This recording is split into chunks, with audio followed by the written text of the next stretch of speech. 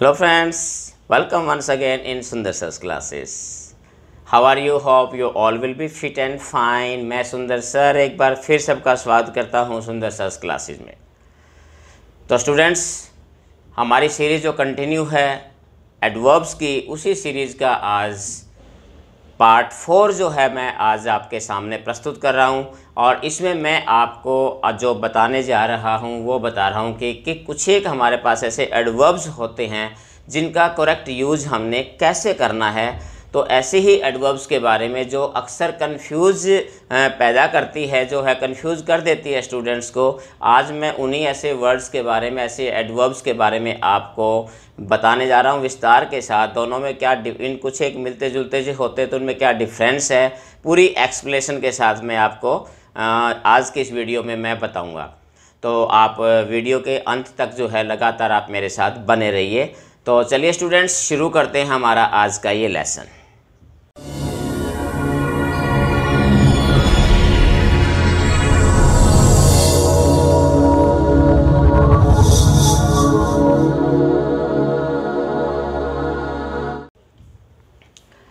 तो देखिए स्टूडेंट, सबसे पहले अगर हम बात करते हैं, हम कर रहे हैं कि यूजेज ऑफ सम एडवर्ब्स। कुछ हमारे पास एडवर्ब्स होते हैं जिनका हमने यूज़ देखना है कि उनका करेक्ट यूज़ कहाँ और किन परिस्थितियों में होता है।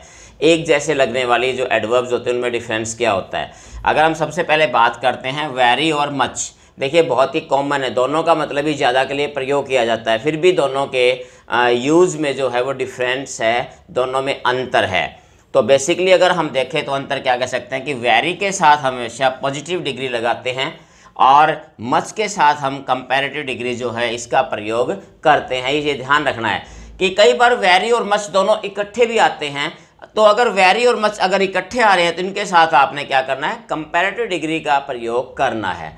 तो देखिए स्टूडेंट्स, इस चीज़ को आपने ध्यान रखना है, इस बात को जो मैं आपको बता रहा हूँ ये। अब इसका एग्जाम्पल आप देख सकते हैं, जस्ट लाइक वेरी गुड। तो वेरी देखिए गुड, ये हमारे पास पॉजिटिव है। इसी प्रकार से very wise, wise positive degree है। वेरी लक्की, लक्की भी हमारे पास पॉजिटिव डिग्री है। तो इस प्रकार से वेरी के साथ आपने पॉजिटिव डिग्री का प्रयोग करना है। अब बात हम करते हैं मच का, much wiser, much better, much luckier, means ये कंपैरेटिव डिग्री है। जब हम बात करते हैं वेरी मच, जब दोनों इकट्ठा करते हैं इनको, वेरी मच भी एक एडवर्ब है, अगर इसका हम प्रयोग करते हैं, देखिए वेरी मच बेटर, तो हम इसके साथ कंपैरेटिव डिग्री का प्रयोग कर सकते हैं। वेरी मच वाइजर, तो इसके साथ हम, यानी वेरी और मच दोनों इकट्ठे होते हैं, इसके साथ कंपैरेटिव डिग्री का प्रयोग करना है। और अगर वेरी और मच अलग अलग है तो पॉजिटिव और कंपैरेटिव डिग्री का प्रयोग आपने करना है। अब नेक्स्ट, अब और देखिए इसी का रूल एक और है कि वेरी के साथ आपने क्या करना है, प्रेजेंट पार्टिसिपल का प्रयोग करना है। ये भी एक चीज़ का थोड़ा सा आपने ध्यान रखना है कि वेरी के तुरंत बाद आप प्रेजेंट पार्टिसिपल यूज़ करोगे और मच के बाद आपने पास्ट पार्टिसिपल का प्रयोग आपने करना है।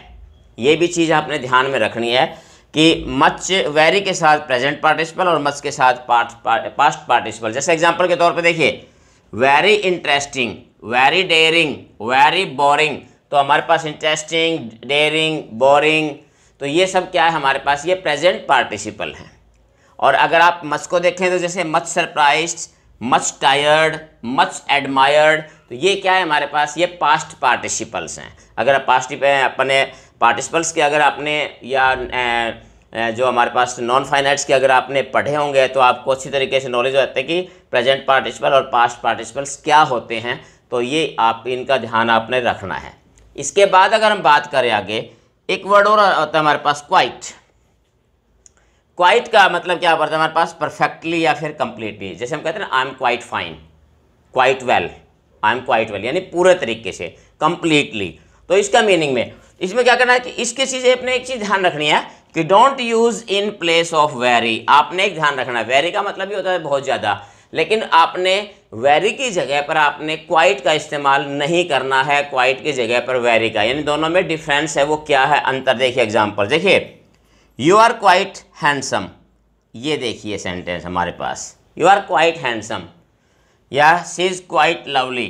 तो इस चीज़ को आपने ध्यान रखना है कि इस सेंटेंस को, ये हमारे पास ग्रामेटिकली रॉन्ग है, इनको सेंटेंस यहाँ क्वाइट नहीं बल्कि यहाँ क्या आना चाहिए, वेरी, और यहाँ पर भी क्वाइट की जगह क्या आना चाहिए, हमारे पास वेरी आना चाहिए था। तो यहाँ ये ध्यान है, जैसे you are very handsome, handsome, और इस प्रकार से she is very lovely, she is very beautiful, quite beautiful हम नहीं लिखेंगे। तो वेरी और क्वाइट के अंदर ये डिफरेंस है, आप वेरी की जगह क्वाइट नहीं यूज़ कर सकते, ये ध्यान आपने रखना है। आगे वर्ड लेते हैं हम, देखिए फेयरली और रादर, दो हमारे पास वर्ड्स हैं, दोनों लगभग जिनका प्रयोग में हमने ध्यान किस चीज़ का रखना है इसका, इसमें देखिए फेयरली, ये क्लियर बताया गया, फेयरली के साथ आपने पॉजिटिव डिग्री का प्रयोग करना है, रादर के साथ आपने कंपैरेटिव डिग्री का और पॉजिटिव दोनों का यूज़ कर सकते हैं। फिर देख लीजिए इसमें कि फेयरली के साथ केवल पॉजिटिव डिग्री और रादर के साथ आपने कंपैरेटिव और प्लस पॉजिटिव दोनों डिग्रीज का प्रयोग आप कर सकते हैं। यानी कि कहने का मतलब क्या है कि फेयरली के साथ आप कंपैरेटिव डिग्री यूज नहीं करेंगे। एग्जाम्पल दे, जैसे फेयरली वाइज, फेयरली गुड, अभी हमारे पास जो वाइज और गुड दोनों एडजेक्टिव हैं और एडजेक्टिव की कौन सी फॉर्म है, ये पॉजिटिव फॉर्म है ये, तो यहाँ हमने क्या करना है, फेयरली के साथ पॉजिटिव यूज़ करना है। लेकिन अगर बात रादर की करें, देखिए रादर के साथ बैड, तो बैड हमारे पास पॉजिटिव डिग्री है, तो रादर के साथ आपने पॉजिटिव भी यूज़ कर सकते हैं। लेकिन यहाँ पर रादर वर्स, ये हमारे पास कंपैरेटिव डिग्री आ गई, तो हम कंपैरेटिव का यूज़ भी कर सकते हैं। रादर हॉटर, ये भी कंपैरेटिव डिग्री है। तो कहने का मतलब क्या है, फेयरली और रादर में डिफरेंस सिर्फ यही है कि फेयरली के साथ आप केवल पॉजिटिव डिग्री यूज़ करेंगे, रादर के साथ पॉजिटिव और कंपैरेटिव दोनों डिग्री का इस्तेमाल आप कर सकते हैं। स्टूडेंट लास्ट में देखिए कि एक और भी इसमें है कि फेयरली के साथ कभी भी टू का प्रयोग हम नहीं करते।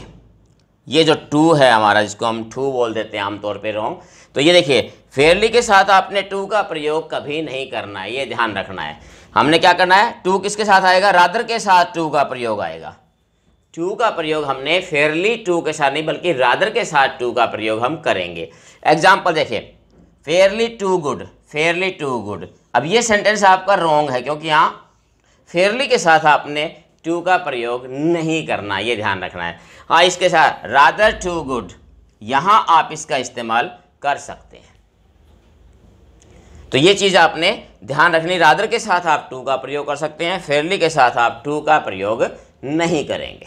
तो स्टूडेंट्स नेक्स्ट कुछ देखिए, फेयरली और फेयरली के बाद हमेशा आता है प्लीजेंट एडजेक्टिव होता है। अब ये बात है प्लीजेंट और अनप्लीजेंट एडजेक्टिव्स, यानी सिंपली अगर आप देखें प्लीजेंट एडजेक्टिव्स वो होते हैं जिनसे खुशी प्राप्त होती है या जो पॉजिटिवनेस दिखाते हैं, और अनप्लीजेंट होते हैं जिनमें थोड़ी सी नेगेटिविटी होती है, उनको हम अनप्लीजेंट एडजेक्टिव्स कहते हैं। तो फेयरली के बाद आपने देखा कि प्लेजेंट एडजेक्टिव आते हैं, जैसे like say fairly wise, fairly beautiful, fairly handsome, तो ये पॉजिटिविटी। अब बात आती है अनप्लीजेंट की, just like rather bad, rather wicked, तो यहाँ हमने देखना है इसमें कि ये हमारे पास जो है अनप्लीजेंट एडजेक्टिव आ रहे हैं और फेयरली के साथ आमतौर पे हम पॉजिटिव एडजेक्टिव का यूज़ करते हैं। अब आगे देखिए, एक ये बहुत ही एक इम्पोर्टेंट अगला है हमारे पास टू, और टू इसमें ध्यान रखना। देखिए एक तो अकेला टू होता है और एक टू के साथ टू होता है, टू प्लस टू होता है ये, तो इन दोनों के अंदर भी थोड़ा सा ध्यान रखना इस चीज़ का कि जब भी कभी टू आता है अकेला तो इसके साथ हमेशा अनप्लीजेंट एडजेक्टिव्स आते हैं। मीन्स ये नेगेटिविटी को दर्शाता है किसी भी चीज़ को, जस्ट लाइक जैसे too bad, too naughty, too wicked, too much, यानी कि नेगेटिविटी को दर्शाता है हमेशा। टू जो है वो नेगेटिविटी को दर्शाता है, हमेशा अनप्लीजेंट एडजेक्टिव इनके साथ आते हैं।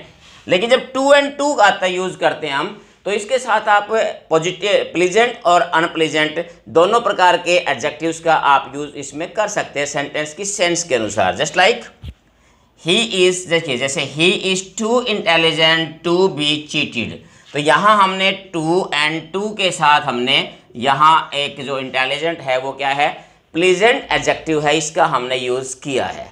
तो यह इस प्रकार से आप देख सकते हैं।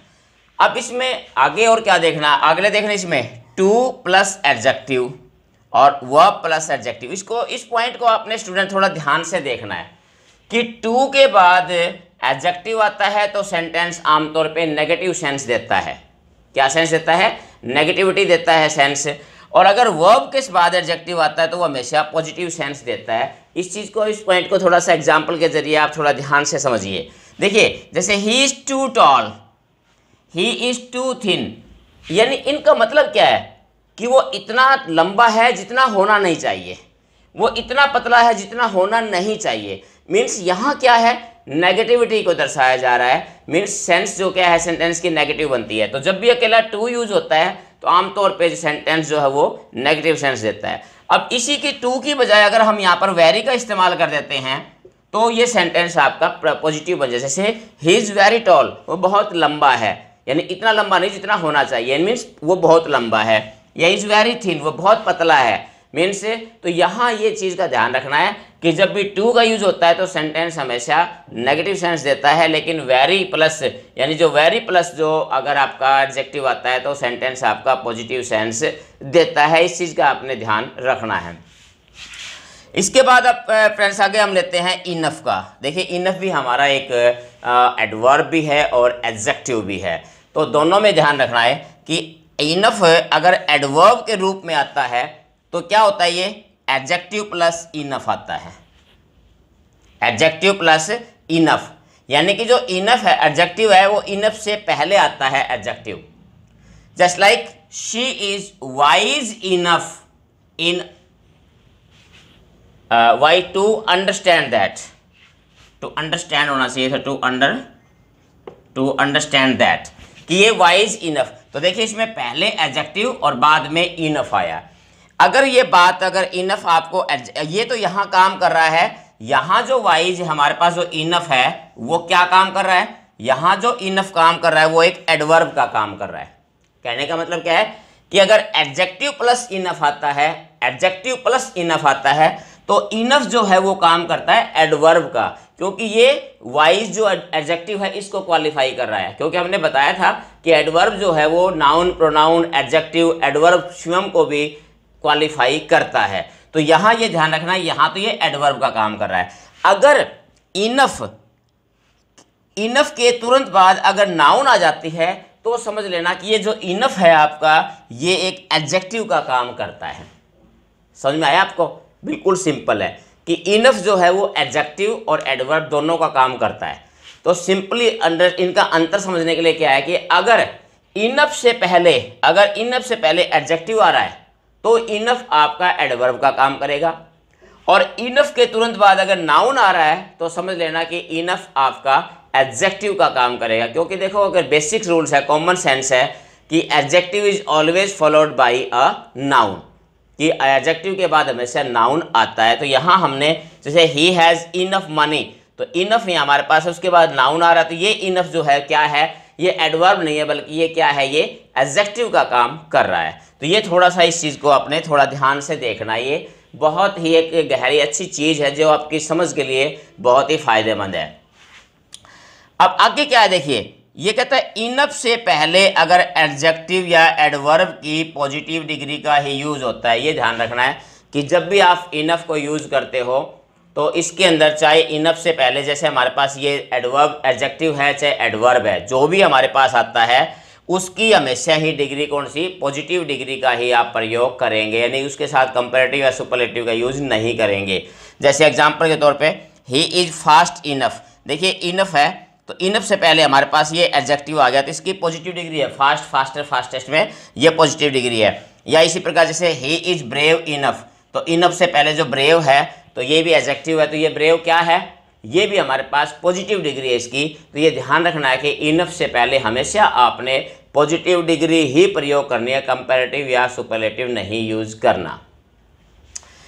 लास्ट में स्टूडेंट देखिए इसमें एक चीज़ और आती है, ये हमारे पास एक बहुत ही कॉमन सा है, शायद कुछ एक स्टूडेंट कोई ऐसा नहीं देखा होगा, या अगर देखा भी है तो जो टॉपिक जो पॉइंट मैं आपको बता रहा हूँ बहुत ही पते की बात है, इसको आपने ध्यान से देखना है। टू मच और मच टू, इसमें क्या अंतर है? बहुत ज़्यादा अंतर है दोनों में। एक तो होता है टू मच और एक होता है मच टू। अगर टू मच आता है तो टू मच के बाद हमेशा क्या आता है, नाउन आता है, और अगर मच टू आता है तो इसके बाद हमेशा क्या आता है, एडजेक्टिव आता है। ये ध्यान रखना आपने, बहुत ही इंपॉर्टेंट बात है। ये क्या बात है, टू मच के बाद हमेशा नाउन, और मच टू अगर है तो उसके बाद हमेशा एडजेक्टिव। एग्जाम्पल देखिए, he has too much work, तो देखिए टू मच के बाद हमारे पास क्या वर्क क्या है, नाउन है हमारे पास है।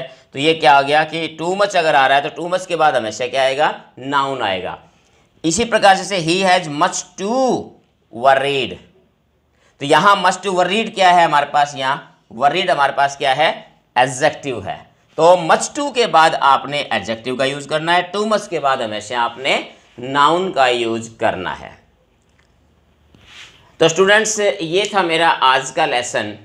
आज के लेसन में जो मैंने आपको कुछ ऐसी बातें बताई है जो बहुत से स्टूडेंट्स को शायद एडवर्ब्स के बारे में नहीं पता होगा, और बहुत सी ऐसी चीज़ें आपने देखी है कि ऐसे छोटे छोटे इनमें देखने में तो एक जैसी चीज़ें लगती हैं, बट इनमें छोटे छोटे बहुत ज़्यादा डिफरेंस है।